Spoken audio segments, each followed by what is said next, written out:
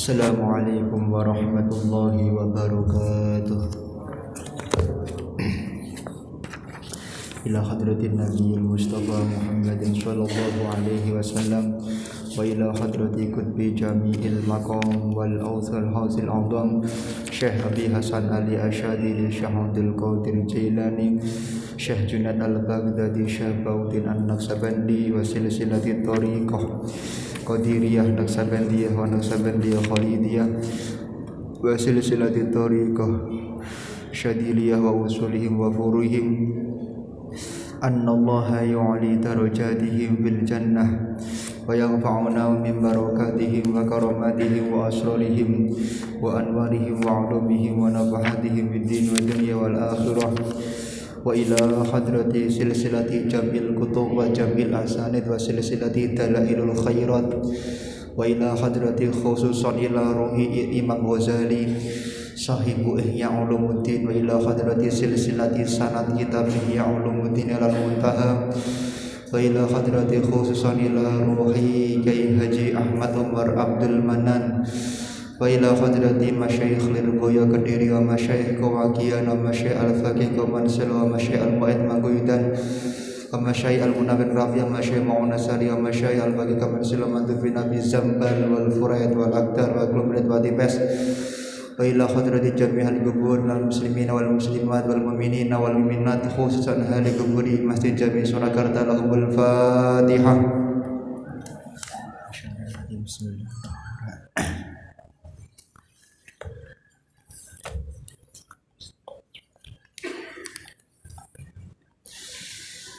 Bismillahirrahmanirrahim. Qala al-muallifu rahimahullah wa nafa'ana bihi wa bi'ulumihi wa amitana bil asrarihi amin amin ya rabbal alamin.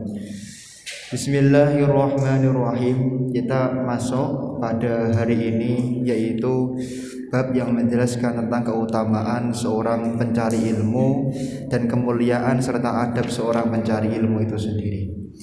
Dan insyaallah nanti akan kita masuk kepada bab bayanu wadhaifil mursyid wal al-muallim. Bayanu tayyib martelaake bayanu wadhaifal mursyidi ing biro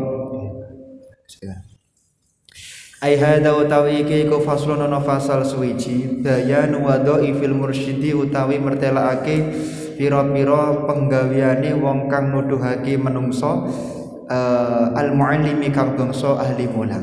Jadi di dalam kitab Ihya Ulumuddin ini dibahas oleh Imam Al-Ghazali apa sih dan bagaimana sih adabnya dan akhlaknya seorang guru itu.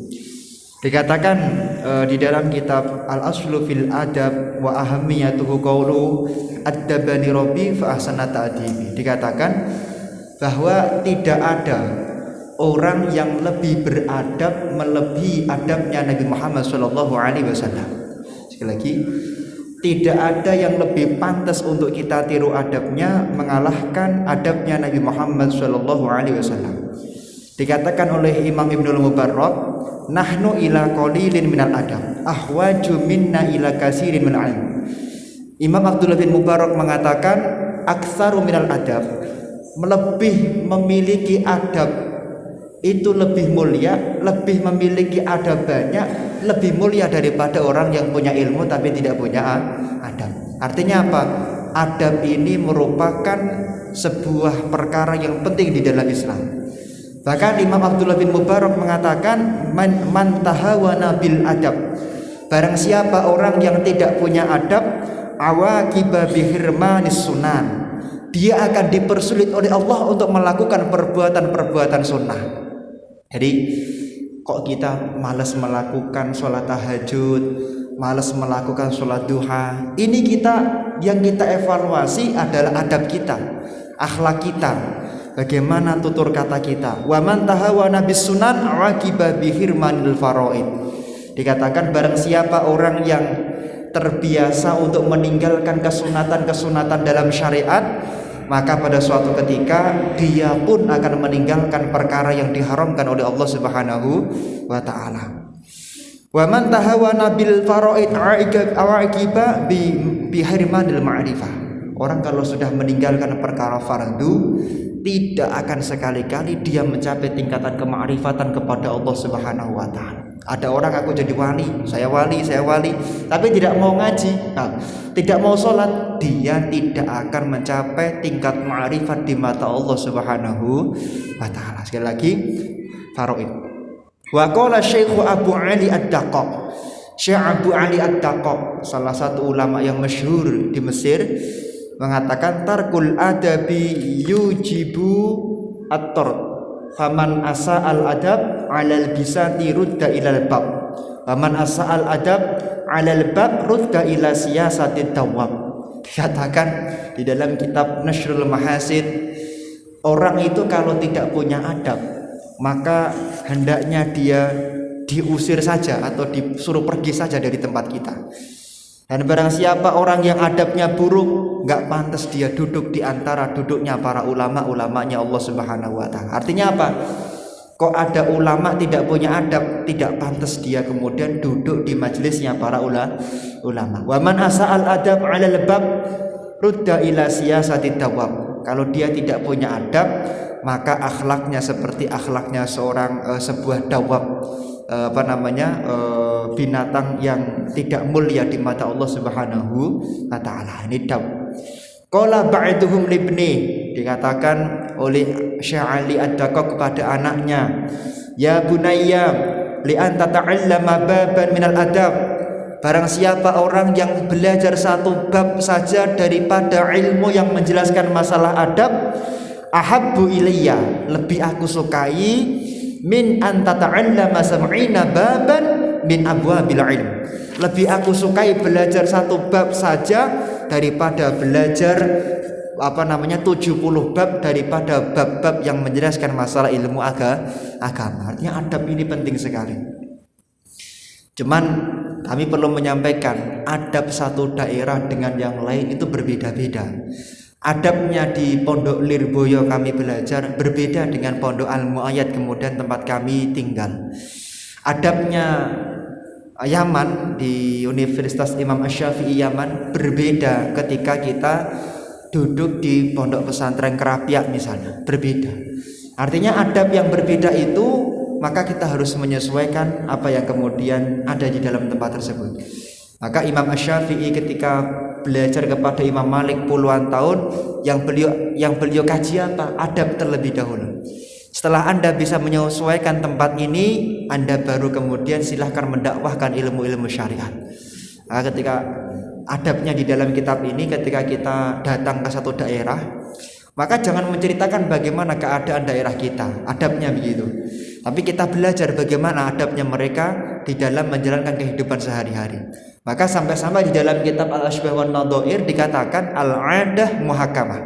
Adat itu hukum. Kenapa? Karena syariat itu sangat menghargai tradisi satu tempat dengan tempat yang lain selama tidak i'tirad kepada kitab dan sunnah. Ketika adat itu bertentangan dengan Quran dan sunnah, maka adat itu harus kita tolak. Kita harus muqaddam ala syar'i, mendahulukan syariatnya Allah Subhanahu wa taala. Niki wa kana Imam Asy-Syafi'i mengatakan tentang pentingnya punya adab. Seorang ahli ilmu, seorang ulama harus punya adab. Jenengan itu seorang pencari ilmu, ya itu maksudnya. Qala li Malik rahimahullah taala, ya Muhammad ij'al ilmaka milhan wa adabaka daqiqan. Imam Malik berkata kepada Imam Asy-Syafi'i rahimahullah taala wa nafa'ana bih, wahai Imam Asy-Syafi'i, ya Muhammad bin Idris Asy-Syafi'i, jadikan adabmu itu seperti milah, ya seperti yang manis itu namanya gula, pemanis kira-kira begitu. Kemudian jadikan ilmumu sebagai pemanis dan adabmu sebagai tepungnya atau terigunya. Jadi kalau kedua itu tidak ada, ya masakan tidak akan enak. Orang itu nggak akan sempurna kalau dua itu tidak ada di dalam dirinya. Seperti itu. Wa qala Abdurrahman ibn Qasim, khadimtul Imam Malik radhiyallahu anhu 20 sanah. Dikatakan bahwa Syekh Abdurrahman Ibn Qasim mengatakan di dalam kitab di dalam kitabnya, aku itu pernah berguru kepada Imam Malik selama 20 tahun. Fakana minha sanatan fil ilmi wa samaniya asyrata sanatan fi ta'allumil adab. Beliau mengatakan dari 20 tahun itu aku belajar kepada Imam Malik, maka 18 tahun aku belajar kitab-kitab tentang adab, kitab-kitab tentang akhlak. Kemudian 2 tahun baru aku belajar ilmu agama. Artinya apa? Pentingnya belajar adab, pentingnya memiliki adab, akhlak, tata krama itu dalam syariatnya Allah itu adalah sesuatu yang perlu kita pelajari. Kemudian faya laitani ja'altu muddata kullaha adaban.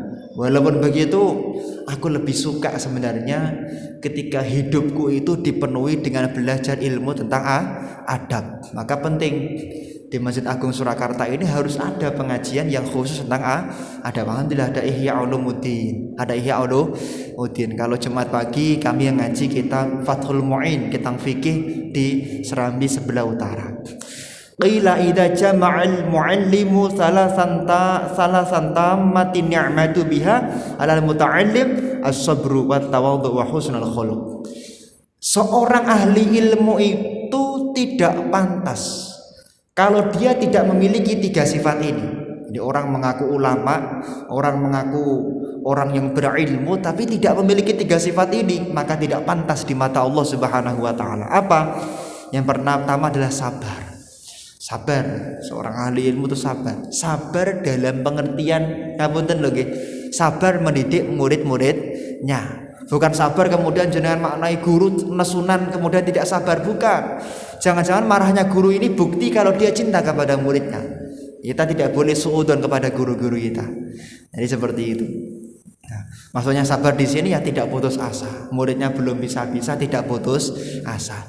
Mau riyadhah sebagaimana dikatakan di dalam kitab Marah Labid likashfi ma'ani Qur'anil Majid, bahwa kita perlu riyadhah untuk murid-muridnya. Kalau jadi guru saja itu mudah, tapi jadi guru yang murabi ini tidak mudah. Orang banyak menyebut dirinya saya murabi. Mereka tidak tahu apa perbedaannya tarbiyah dengan ta'lim. Ulama zaman dulu menyebut ta'lim itu kadang sudah tidak tega, artinya tidak merasa tidak pantas. Maka mereka jarang mengatakan kajiannya sebagai tarbiyah.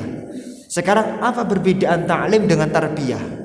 Kalau ta'lim, saya menyampaikan begini taklim, majelis taklim selesai.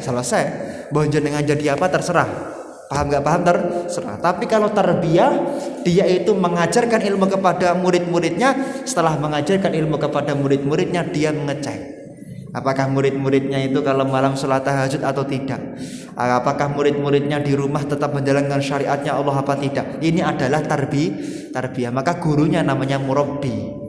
Robba yurabbi dan seterusnya ya. Ini makanya seorang guru itu harus menjadi tarbiyah bagi murid-muridnya. Berapa jam dia menangis kepada Allah untuk mendoakan murid-muridnya, berapa menit dia kemudian minta kepada Allah untuk mendoakan kesuksesan daripada murid-muridnya. Jangan-jangan seorang guru hanya sibuk mendoakan dirinya sendiri. Di mana kemudian keberkahan ilmu akan didapatkan oleh murid-muridnya kalau seorang guru hanya mendoakan dirinya sendiri. Maka cari guru itu yang pertama adalah as-sabru. Sabru ini termasuk ya as-sabru anit tirakah. Jadi sabar di dalam melakukan riyadhah. Maka ulama zaman dulu menangis setiap malam berdoa, ya Allah, jadikan murid-murid saya menjadi orang-orang yang mulia di mata Allah Subhanahu wa taala. Bahkan ketika Mbah Bishri Mustafa Rembang, beliau mau mengisi pengajian.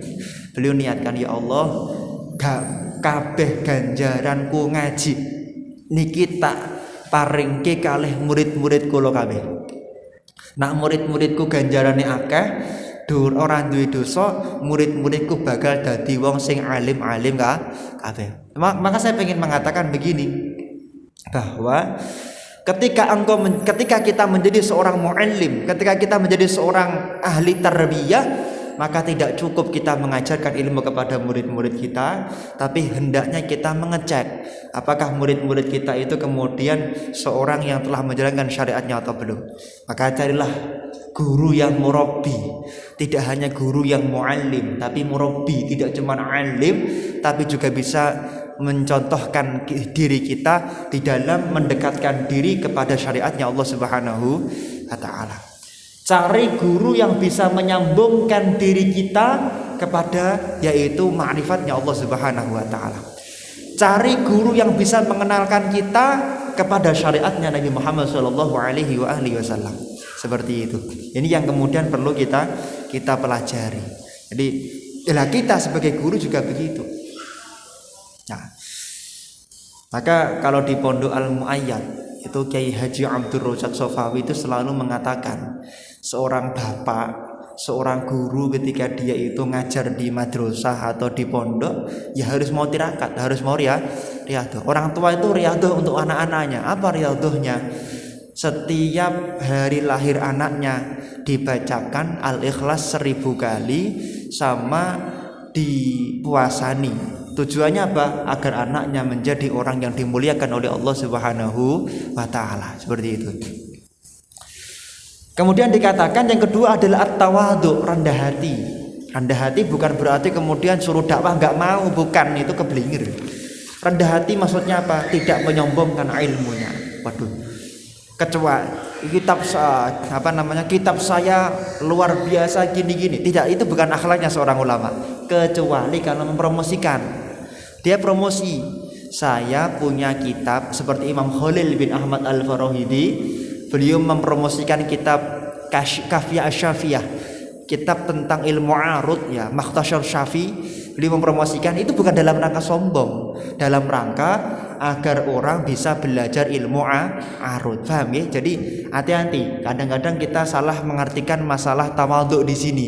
Jenengan punya ilmu, sudah lulus pesantren, sudah lulus kuliah, nggak mau ngajar, itu bukan tawadhu namanya, tapi kitsimul ilm, yaitu menyembunyikan ilmu. Dan orang yang menyembunyikan ilmu, dia tidak akan masuk kecuali dimasukkan dulu dia qabla ubadatil asnam. Sebelum penyembah berhala dimasukkan ke neraka, maka orang yang punya ilmu kemudian tidak mau mengajarkan ilmunya, dia akan dimasukkan ke neraka terlebih dahulu oleh Allah Subhanahu wa ta'ala. Jadi jangan salah mengartikan tawadhu. Kapunten kula mboten saged napa-napa. Padahal sudah ngaji Fathul Mu'in, sudah ngaji Fathul Qorib, sudah ngaji Ihya Ulumuddin. Pulang-pulang suruh ngajar gak mau.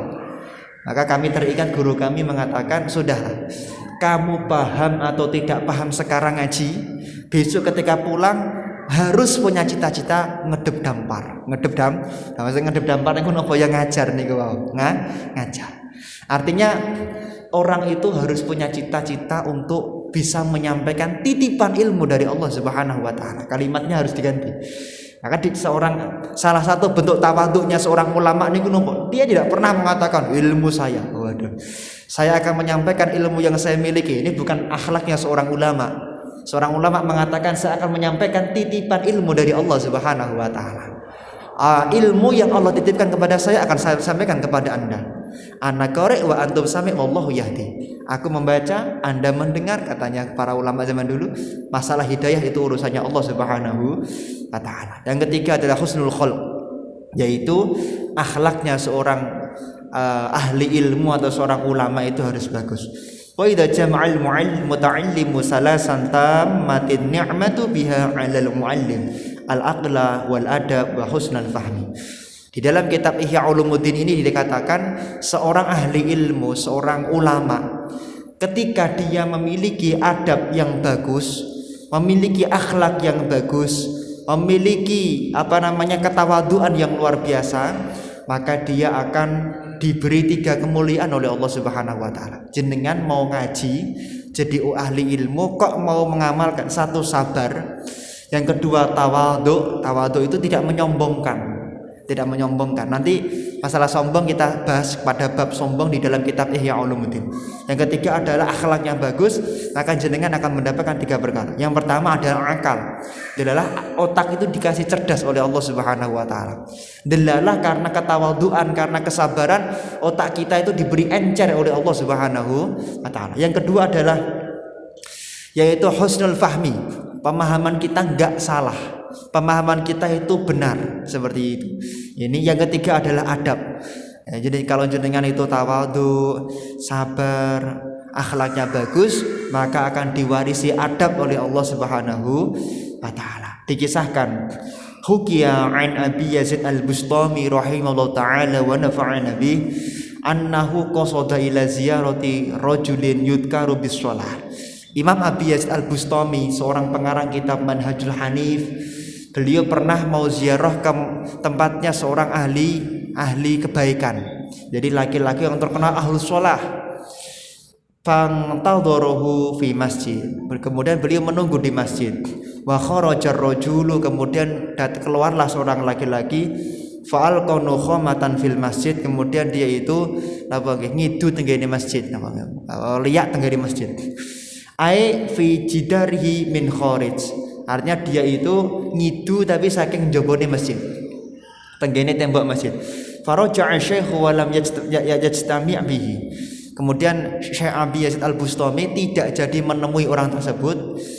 Kemudian Imam Abi Yazid Al-Bustami mengatakan la ya'manu ala asrarillah ma lam yuhafid ala adabi syar'i. Beliau mengatakan tidak akan menjadi orang yang ma'rifat, orang tidak akan diangkat menjadi walinya Allah, orang tidak akan diangkat menjadi orang yang mulia oleh Allah kalau dia tidak memiliki adab syariat maupun adab di dalam akhlak tadi. Dia ngidu tapi ngidune tenggene masjid. Ngidu teng masjid apakah dosa? Apakah dosa? Kalau mengotori dosa, kalau tidak mengotori tidak apa-apa. Seperti itu. Nah, di dalam kitab ini dikatakan ngidu di masjid itu walaupun kemudian kalau tidak mengotori tidak apa-apa, tapi ketika itu kemudian dipandang buruk maka jangan dilakukan. Maka yang dimaksud dengan adab di sini adalah sesuatu yang dianggap buruk oleh manusia hendaknya jangan sampai kita lakukan. Adabnya beda, Pak. Jenengan nak teng Hadramaut teng Yaman, kalau masih ingat dulu. Kalau ada orang makan, kok mangan terus, itu dianggap tidak beradab. Tidak beradab. Loh, bagaimana kalau kita makan? Ya makan sambil berbicara. Karena kalau orang makan kok fokus makan, dia dianggap terlalu hubud dunia, terlalu cinta dunia. Tapi ketika dia makan ya sambil ngobrol, berarti apa? Dia tidak terlalu cinta dengan makanannya, makanya sambil ngobrol. Makanya kalau di Yaman kita makan sambil makan batotis, makan sambosa sambil ngobrol. Nah, adab di sinilah yang kemudian harus kita ikuti. Satu tempat dengan tempat yang lain berbeda-beda. Al-faslul awal fi adabil alim. Qala Syekhul Kutub Abdullah bin Alwi Al-Haddad, man ta'ammala ahwal as-sahabah wa tawaqqufahum fil umur an ammala ya'ni arafa adabur rijal wa adabul ilmi wa adabul a'immah.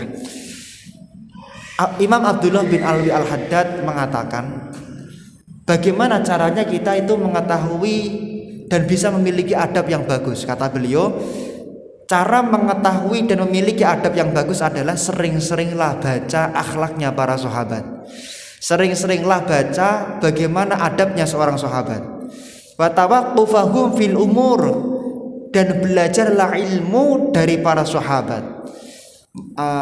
Arafa adab rijal, maka dengan belajar ilmunya mereka kita akan mengetahui adab-adab daripada zaman Rasulullah sallallahu alaihi wasallam. Waqala radhiyallahu anhu, Al-Habib Abdullah bin Alwi Al-Haddad mengatakan, la yajidul alimu ladzatal ilmi hatta yuhadzibu nafsahu wa akhlaqah. Tidak akan sekali-kali orang itu merasakan kenikmatan ilmu kecuali dia memiliki adab yang baik, memiliki akhlak yang baik, dan memiliki jiwa yang mulia. Dikatakan wa istaqima 'alal kitab wa sunnah, dan dia istiqomah di dalam menjalankan kitab dan sunnah, menjalankan syariatnya Allah Subhanahu wa taala. Wa yurma birriyasati tahta qadami, melempar kemuliaan dan kebanggaan di kakinya yang paling bawah. Artinya apa? Kalau orang ingin mendapatkan kenikmatan dalam mencari ilmu, pangkat, jabatan, ingin dimuliakan, ingin dihormati, itu harus kita buang jauh-jauh di bawah telapak kaki kita. Nah, seperti itu. Kemudian famin adabil al-insaf qala al-imam Abdullah bin Abdul Bar Ibnu Abdul Bar rahimahullah min barakatil ilmi wa adabi al-insaf. Wa qala al-imam Malik rahimahullah taala ma fi zamanina aqallu minal insaf. Nah, dikatakan yang perlu kita sampaikan di sini adalah la adri Allahu a'lam. Maka adabnya seorang ahli ilmu itu apa? Kalau dia berbicara maka selalu dengan kalimat wallahu a'lam bissawab. Jadi makanya kalau ngaji ditutup dengan apa biasanya kami? Dengan kalimat wallahu a'lam bissawab. Kan begitu. Kenapa? Artinya itu menunjukkan apa? Kita itu tidak memiliki apa-apa. Yang kita sampaikan adalah apa yang kemudian dari Allah Subhanahu wa taala. Ini adab. Kemudian ketika ditanya oleh orang Makkah yang pertama kali pertama kali dikatakan adalah la adri, saya tidak tahu. Saya tidak tahu di sini maksudnya apa. Yang tahu itu hanya Allah Subhanahu wa taala. Ini adabnya. Dikatakan faqad ruwiya fil athar an ibn Umar radhiyallahu anhu maqulu al ilmu salasatun kitabun natiq wa sunnatun madiyah wa la adri. Dikatakan oleh beliau bahwasanya ilmu itu ada 3. Yang pertama adalah kitab yang berbicara. Kitab yang berbicara. Ini kita berbicara. Ini kitab kemudian yang berbicara. Yang kedua sunnah madiyah, yaitu apa? Kesunatan-kesunatan yang telah lalu. Wala adri, yang ketiga adalah tidak tahu seperti itu. Qala al-Imam Muhyiddin An-Nawawi min ilmil alim ayyakula fima la ya'lam la a'lam wa Allahu a'lam. Dikatakan oleh Imam An-Nawawi, ciri-ciri orang yang alim, ciri-ciri orang yang berilmu, ketika dia ditanya oleh orang dia mengatakan dan dia tidak mengetahui maka dia mengatakan la adri atau wallahu a'lam atau la a'lam. Dia tidak malu mengatakan saya tidak tahu. Jadi ciri-ciri orang alim itu dia itu selalu mengatakan la a'lam. Ketika dia tidak tahu maka katakan saya tidak tahu. Jangan kemudian mencari alasan sehingga dia akan menjawab sesuatu yang dia tidak mengetahuinya. Kemudian dikatakan wa qala Ibnu Mas'ud radhiyallahu anhu ya ayyuhan nas man 'alima syai'an falyakul bih wa man lam ya'lam falyakul Allahu a'lam. Ketika engkau ditanya oleh orang maka jawablah apa yang kamu bisa. Tapi ketika engkau tidak mengetahui, katanya Imam Abdullah bin Mas'ud, jawablah la a'lam, aku tidak mengetahui. Allah atau Allahu a'lam, Allah yang lebih mengetahui. Fa inna minal ilmi ayyakula lima la ya'lam. Sebagian daripada ilmu itu dikatakan, kenapa kamu tidak tahu? Allahu a'lam, Allah yang maha lebih tahu. Qul ma as'alukum alaihi ajra wa ma ana minal mutakallifin. Kemudian dikatakan di dalam oleh Sayyiduna Al-Amirul Mukminin, dikatakan oleh Imam Ali karamallahu wajhah wa bardaha ala an kibdi salah sama wa bardaha an kibdi qalu wa madha ya Amirul Mukminin, apa maksudnya kamu mengatakan bardaha ala kibdi? Beliau mengatakan ayyus 'ala ar-rajul amma la ya'lam fayaqul Allahu a'lam.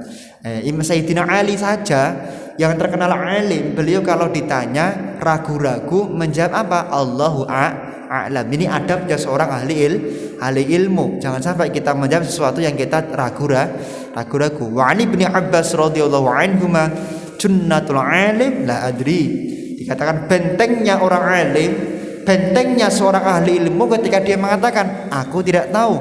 Wal babu hadza wasi'un yang kita angkibar sahabat wa tabi'in fa kaifa bi ghairihim. Kemudian adabnya seorang ahli ilmu berikutnya adalah at-tawaru 'anil futya. Hati-hati ketika mengeluarkan sebuah fatwa. Jadi seorang ahli ilmu itu tidak mudah-mudah berfatwa. Haram, maupun jangan. Dikatakan oleh Syekh Abdurrahman ibn Abi Laila, qala adraktu 20 wa mi'atan min ashabi Rasulullah sallallahu alaihi wasallam yus'alu 'adum 'anil mas'alah. Aku itu pernah bertemu dengan berapa ini? 120 sahabatnya Rasulullah sallallahu alaihi wasallam. Kemudian aku bertanya kepada mereka tentang satu masalah. fayarudduha hada ila hada hatta tarji'a ilal awal. Mereka itu hafal jawaban tersebut dari A sampai B, kembali sampai kepada pertama. Wa min ahadin yuhadditsu bihadisin illa wadda anna akhahu kafahu iyah wa la yastafta'in syai'in illa wadda anna akhahu kafahul futyan. Kemudian dikatakan hendaknya orang tidak mengeluarkan satu pendapat kecuali dia menyebut dari mana pendapat tersebut. Artinya tidak seakan-akan itu pendapat sampean gitu. Jadi kalau jenengan mampu, kalau bisa, kalau menjawab pertanyaan, bagaimana Pak Musta'in, bagaimana hukumnya ABC, hukumnya begini dari kitab ABC. Jadi ketika menjawab sesuatu itu tidak seakan-akan pendapat kita sendiri. Atau minimal kita mengatakan kata guru saya begini, kata guru saya begini. Jadi kalau kita memang bukan orang yang kemudian mendapatkan martabat seorang mufti, maka ketika kita menjawab hendaknya itu menyertakan nama guru-guru kita, atau kalau tidak dari rujukan kitab. Wa ani bin Mas'ud wa ani bin Abbas radhiyallahu anhum man afta'an kulli ma yus'al fahuwa majnun. Barang siapa orang yang menjawab atas setiap apa yang kemudian ditanyakan kepada dirinya, maka dia tidak ada bedanya dengan seorang yang gila katanya.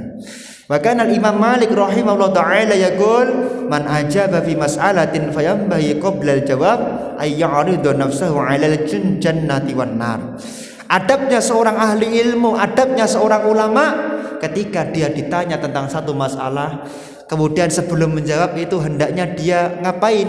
Hendaknya dia teringat kalau bahwa ada nerakanya Allah Subhanahu wa taala. Oh iya ya, kalau nanti saya menjawab salah masuk neraka, kalau saya menjawab benar masuk surga. Maka ketika dia ingat itu, dia akan lebih tawarruk, lebih hati-hati di dalam melakukan fatwa-fatwa kepada yaitu masyarakat. Kemudian wa kaifa khalasu summa yujibu wa qala radhiyallahu anhu ma aftaitu hatta syahida li sab'una anni ahlun dzalik. Dikatakan oleh oleh Abdullah bin Mas'ud dan Ibnu Abbas, Sayyidina Ibnu Abbas, bahwa aku tidak akan berfatwa, aku tidak akan berpendapat satu pendapat kecuali ada 70 pakar mengatakan aku adalah ahli di bidang tersebut. Nah, ini kehati-hatian para ulama zaman dulu. Jadi beliau misalnya pengen berpendapat masalah corona, maka dia tidak mau kecuali ada 70 pakar di bidang corona yang menyaksikan beliau adalah pakar di bidang corona. Niki lewat sulitnya ulama zaman dulu. Makanya ulama zaman dulu kalau ngambil satu fatwa, satu pendapat itu sangat hati-hati sekali. Ini seperti dikatakan oleh Abdullah bin Abbas, kalau tidak ada 70 mufti mengatakan saya orang alim di bidang itu, saya tidak akan berfatwa di bidang itu. Qala Sayyiduna al-Imam al-Alam al-Wajih Abdullah bin Husain bin Balfaqih, dikatakan Abdullah bin Husain bin Faqih mengatakan anhu fi muqaddimati matlabil iqad wal yatadhakkar al-muwaffaq bima warada 'anil mukhtar, di dalam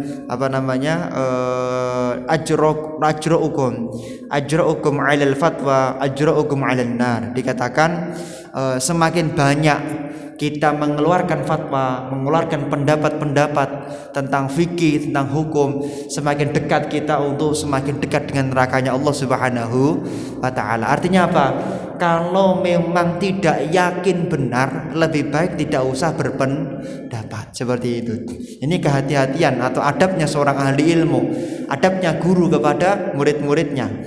Wal yata'ammal ahwal as-salafi shalih min as-sahabat wa tabi'in wa man ba'dahu min ulama'id din. Kemudian dikatakan wa huwa min ajalli ulama'is salaf as-shalih annahu ajaba ala arba'i masaila min nahwi arba'ina masalah. Qala fil bawaqi dikatakan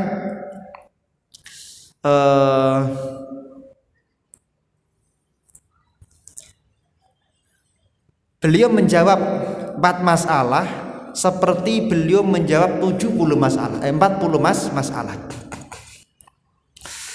Beliau menjawab 4 masalah seperti beliau menjawab 40 masalah. Artinya apa? dalam menjawab satu masalah itu sangat hati-hati sekali. Tidak seperti sekarang. Nah, jawab satu masalah itu seakan-akan mudah sekali. Ulama zaman dulu tidak, satu masalah itu dipikir seperti zaman sekarang membahas yaitu 40 masalah. Kemudian yang kedua adalah at-tarafu' 'anid dunya. Seorang ahli ilmu, seorang ulama, seorang guru itu harusnya dia melakukan tarafu' 'anid dunya. Nah, tidak terlalu mikir tentang dunia. Ngaten. Wa min adabil 'alim ay yakuna syarifan nafsi murtafi'an 'anil jababirati wa abna'id dunya. Sebagian daripada adabnya seorang ahli ilmu adalah dia itu hendaknya memiliki kemuliaan di dalam jiwa. Kemudian menghilangkan perkara-perkara yang bisa mengotori daripada kemuliaan dirinya. Kemudian qala Ibnu Mas'ud, "Lau anna ahlal ilmi sanau al-ilma wa wada'ahu 'inda ahli satubi 'ala zamanihi.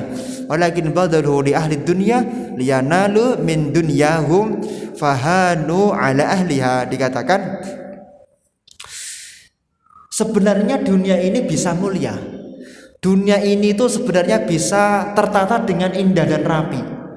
Jika apa? Jika setiap orang berbicara sesuai dengan keahliannya masing-masing. Nah, niki.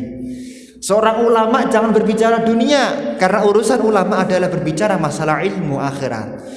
Seorang arsitektur, seorang dalang yang nggak usah ikut-ikutan fatwa. Seorang ahli bisnis nggak usah ikut-ikutan fatwa. Seorang politikus jangan ikut-ikutan mengeluarkan fatwa. Ngandani kebaikan boleh, ayo kita sholat, ayo kita zakat boleh, tapi kalau sampai mengeluarkan fatwa ya jangan ikuti seperti itu. Itu akan merusak dunia. Seorang artis ya cukup dia menghibur masyarakat, menyenangkan hati masyarakat, kemudian memperindah daripada negara stasiunan televisi. Tapi jangan sekali-kali ikut-ikutan mengeluarkan fatwa. Biarkan yang berfatwa itu mantabahara fi ilmin wahid ay ilmi syariah, yaitu orang-orang yang memang hidupnya fokus belajar ilmu syariatnya Allah Subhanahu wa taala. Lu berarti kita enggak boleh ikut-ikutan ngandani orang, boleh. Dengan ayo wudunya yang benar, katanya Mbah Yai sana. Nah, seperti itu. Jangan kata saya, seakan-akan saya yang mengeluarkan fatwa. Niki fatwa yang kita bahas, fatwa loh Bung, fatwa bukan dakwah. Kalau dakwah setiap orang wajib berdakwah. Setiap orang itu wajib mengajak orang lain menuju syariatnya Allah. Tapi masalah hukum jangan sembarangan. Tiba-tiba ada orang baru masuk Islam mengatakan tahlilan haram misalnya. Kemudian mengkias-kiaskan kepada tradisi Hindu Buddha. Lah ini kan konslet sekali nggih, konslet. Ya belajar dulu tentang teori kias, kitab Al-Luma misalnya, atau belajar kitab Qawaidul Usul dan lain sebagainya. Belajar dulu. Jadi tidak langsung moro-moro kias itu berarti menyamakan. Kias dalam kamus bahasa Indonesia itu beda dengan kias dalam kamus bahasa Arab. Misalnya begitu. Jadi misalnya 40 hari, 100 hari disamakan, ya itu juga kurang pas. Makanya kalau memang tidak menguasai secara tabahur, lebih baik tidak usah mengeluarkan pendapat-pendapat di dalam syariatnya Allah. Nah, kita serahkan kepada para kiai, kepada MUI, kepada Nahdlatul Ulama, kepada Muhammadiyah dan lain sebagainya, agar tidak keliru di dalam mengeluarkan yaitu pendapat-pendapat yang kemudian berhubungan dengan syariat. Wa qala Rabi'ah ar-Ra'yi mengatakan la yanbaghi li ahadin 'indahu syai'un minal ilmi ay yudayyi'a nafsah. Tidak pantas ya bagi seseorang itu yang punya ilmu itu kemudian dia itu mempersempit dirinya, tidak pantas. Artinya apa? Ya wis jenengan wis diparingi ilmu kali Gusti Allah, wis didadekake tiyang alim, ya jangan sampai itu menyibukkan diri kamu dengan perkara yang tidak selain itu. Jenengan wis dadi tiyang alim, wis dadi ulama, kok nyibuke ngurus-ngurus donya. Nah niki rugi. Adabnya seorang ahli ilmu, adabnya seorang ulama seperti itu. Sampai itu fokusnya ngaji ihya. ngaji fikih, ngaji tafsir, kok sibuk mikir corona. Nah ini kurang pas. Kita kewajibannya taat kepada pemerintah. Saya taat kepada pemerintah. Tapi bukan kemudian bidang saya untuk melarang orang, kamu jangan begini, jangan begini. Karena itu urusan pemerintah. Maksudnya seperti itu. Artinya ulama itu jangan ikut-ikutan untuk memikirkan yang bukan urusan syariat. Tapi ulama tetap wajib untuk taat kepada syariat. Maka nanti akan ada babnya di belakang pentingnya kita taat kepada pemerintah. Jangan kemudian ulama waduh bebas, pokoknya kita adakan acara bebas. Jangan, kita harus tetap mentaati aturan pemerintah nih. Karena ulama tersebut tidak paham tentang kedokteran, ulama tersebut tidak paham tentang medis dan tentang ilmu perkoronaan. Orang lemah tersebut tidak paham tentang ilmu-ilmu tentang yaitu virus. Maka kita ikut saja. Fas'alu ahla dzikri. Bertanyalah kepada seorang yang punya ilmunya kalau kita tidak mengetahui. Wa Ali bin Umar bin Khattab annahu qala li Abdi bin Abdissalam man arbabul ilm qala alladziina ya'malun. Qala, siapa sih orang yang paling ahli ilmu? Siapa sih orang yang disebut sebagai gudangnya ilmu? Dia mengatakan orang yang mengamalkan ilmunya adalah orang yang pantas disebut sebagai ahli dan gudangnya ilmu. Fama yanfil ilma min suduril ulama, maka tidak akan terputus ilmu dari hatinya seorang yang berilmu. Qala at-tam'a, napa? Ilmu niku ora bakal rusak. Nak tiyang sing gadah ilmu niku mboten gadahi sifat toma, sifat pengin. Nah ulama kalau wis duwe sifat pengen dimulyaki, pengen dihormati, pengen ini, rusak sampun ilmu agama niku. Fatwa sudah tidak independen lagi. Wah ini kalau nanti saya memfatwakan haram, jangan-jangan nanti saya nggak diundang lagi oleh pejabat. Aduh ini susah banget, rusak pun. Jangan-jangan nanti kalau saya memfatwakan haram, jangan-jangan nanti saya nggak nggak dihormati lagi lah niki. Jangan. Makanya ini kan bulan Gus Dur nih. Saya ingin bercerita satu kisah tentang Gus Dur. Kita tuh nggak boleh. Pada sebelum Gus Dur meninggal, sempat ditanya sama masyarakat, sama keluarga, Gus, Anda itu kan ulama, orang alim, kitabnya banyak di gudang, misalnya di kamarnya, ke kamar khusus untuk kitab. Kok Anda itu menolak undang-undang anti pornografi dan anti porno aksi? Harusnya kan menyetujui, namanya ulama. Harusnya setuju pornografi dan porno aksi dibubarkan, kan begitu. Lah Gus Dur niku terdepan pembela agar pornografi dan porno aksi itu tidak usah dibuat undang-undang pelarangannya. Jawaban Gus Dur sederhana, ngeten loh.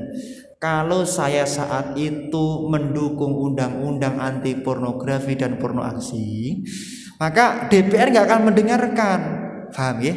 DPR nggak akan mendengarkan karena DPR itu tidak akan segera mengetuk undang-undang kalau tidak ada demo dari masyarakat atau ada sebab yang lain lah, ngoten kira-kira. Nah saat itu aku menolak biar masyarakat niku ndongake omonganku. Loh ulama kok nyeleneh. Gara-gara ulama yang iru nyeleneh, akhirnya apa? Masyarakat demo nesu memperhatikan semuanya kepada undang-undang pornografi porno aksi. Akhirnya apa? Karena demo di Jakarta, DPR itu memutuskan. Memang undang-undang anti pornografi itu sudah lama pengen segera diputuskan, nggak diketok-ketok, nggak diprioritaskan. Makanya kemaksiatan di mana-mana. Maka Gus Dur menolak undang-undang tersebut. Biar apa? Dengan menolak, masyarakat nesu, demo di Jakarta, akhirnya apa? Diputuskan. Itu teori ini pernah terjadi di beberapa negara. Itu. Loh Gus, ya sampean apa enggak susah saat itu dianggap kiai sesat, dianggap kiai buta gini-gini. Apa jawaban Gus Dur? Gus Dur jawabannya sederhana.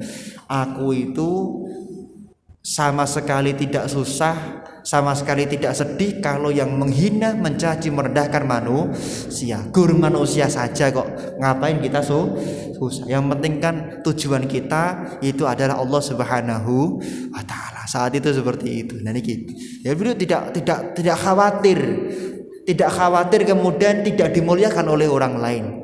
Tidak khawatir kemudian tidak dihormati oleh orang lain. Ini adalah Gus Dur detik-detik sebelum meninggal dunia, setahun sebelumnya kan sempat terjadi kontroversi, beliau menolak undang-undang anti pornografi, pornografi. Memang seperti itu. Harus menggunakan cara-cara seperti itu untuk ini. Harus salto dulu untuk menyetujui undang-undang tersebut. Alhamdulillah sekarang gara-gara beliau undang-undangnya sudah diputuskan kan begitu. Qila li ba'di ahli al-Basrah min sayyidikum man sayyidikum, lalu man utai saban iku sayyidukum man sayyidukum, qala al-Hasan qila bima sadakum, qala ihtajan nas ila ilmi wastaghna huwa an dunyahu. Dikatakan Sayyidina Hasan itu adalah tuanku. Loh kok Sayyidina Hasan pantas dianggap tuan? Kenapa Anda mengikuti Sayyidina Hasan? Karena beliau orang yang selalu memikirkan ilmu, tidak pernah menjadikan dunia itu ada di dalam pikirannya. Artinya di dalam kitab tadi dikatakan kalau kita ingin mencari orang yang patut untuk kita ikuti, maka carilah guru, carilah orang yang kita ikuti, orang yang hidupnya selalu berpikir tentang ilmu, berpikir tentang umat, dan dunia tidak masuk ke dalam pikirannya. Yang dia pikirkan bagaimana menulis, bagaimana berkarya, bagaimana menciptakan kemuliaan di masyarakat, tidak berpikir untuk kemuliaan dirinya sendiri. Inilah orang yang harus kita ikuti di dalam kita menjalankan kehidupan di dunia ini. Insya Allah pertemuan kita pada malam hari ini menjadi sebab kita semakin mulia di mata Allah Subhanahu wa Ta'ala. Hajat kita, hajat guru-guru kita dikabulkan oleh Allah Subhanahu wa Ta'ala. Hadiniyah walikul niyatin sholih ala mana wa salafuna sholih. Al-Fatihah.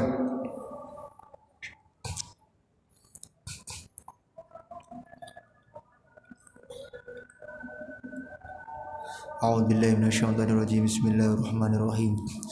Allahumma sholli ala sayyidina Muhammad wa ala ali sayyidina Muhammad. Alhamdulillahirabbil alamin. Allahumma ya man huwa fi 'ulumihi kainun, ya man huwa fi 'ilmihi muhitun, ya man huwa fi 'izzihi latifun, ya man huwa fi lutfihi syarifun, ya man huwa fi fi'lihi hamidun, ya man huwa fi dhatihi qadimun, ya man huwa fi majdihi munirun, ya man huwa fi 'ata'ihi katsirun. Allahumma akrimna minka binuril fahmi wa akhrijna min dhulumatil wahmi warzuqna fahman nabiyyin wa hifdzal mursalin wa ilhamal malaikatil muqarrabin bi rahmatika ya arhamar rahimin.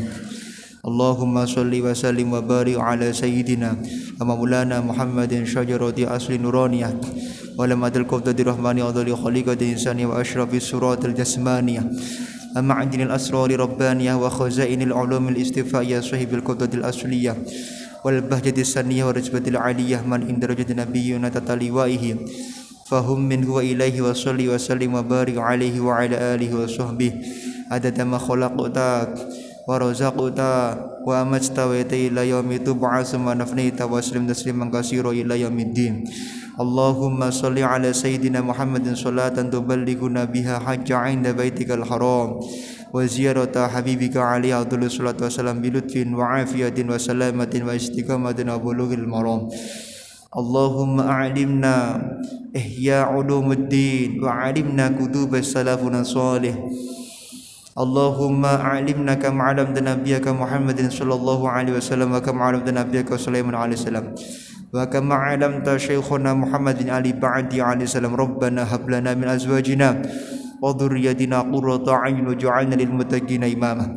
Rabbana atina fid dunya hasanah wa fil akhirati hasanah wa qina adzabannar. Wa sallallahu ala sayyidina Muhammadin nabiyil ummi wa ala alihi wa sahbihi wa baraka wa sallam. Subhana rabbika rabbil izzati amma yasifun wa salamun alal mursalin walhamdulillahi rabbil alamin. Siril Fatihah.